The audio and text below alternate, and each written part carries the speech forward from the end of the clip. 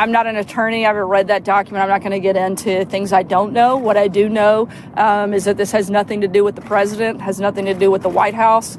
And beyond that, I'm not going to get into Have you spoken to the president about Roger Stone? I've spoken with the president a number of times. Today, have you spoken since this indictment? I have spoken with the president. On the shutdown, for the many Americans all across the country who could care less about the politics of it all, what would you tell them about what happens from here? What is the White House's plan? How does this end? What happens from here is we have to protect our border.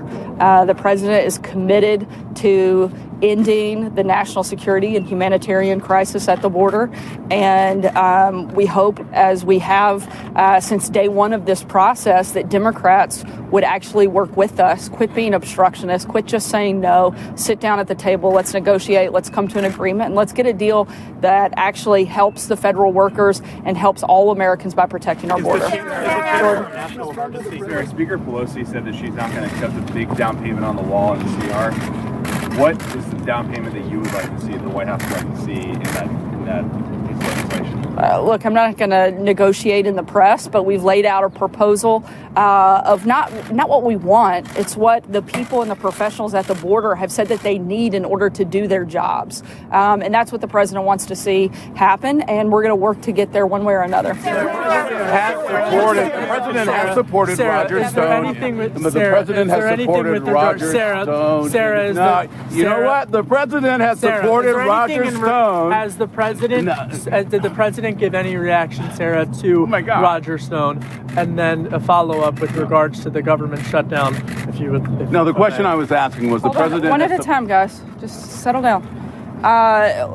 First of all, to address your question, Kevin, I think the biggest takeaway that we have is what I just said.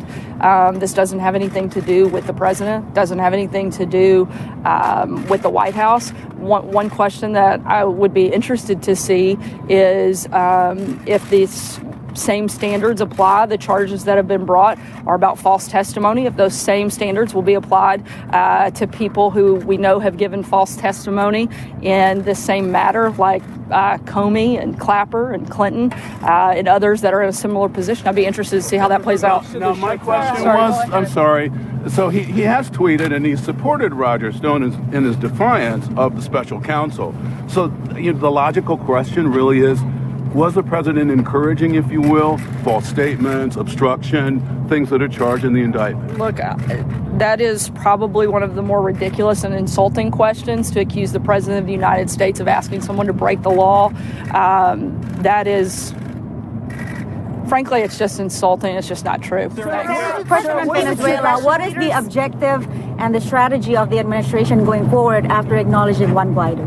I'm sorry, what was the last part? What is the objective and strategy of the administration going forward after you acknowledge Juan Guaido in Venezuela? Look, we are supporting the National Assembly. We'd like to see some sense of order in Venezuela, and we'll see how things play out. We're thankful for the other countries that have followed our lead and joined us in supporting the National Assembly. Sarah, will the president sit down with congressional leaders today? Sarah?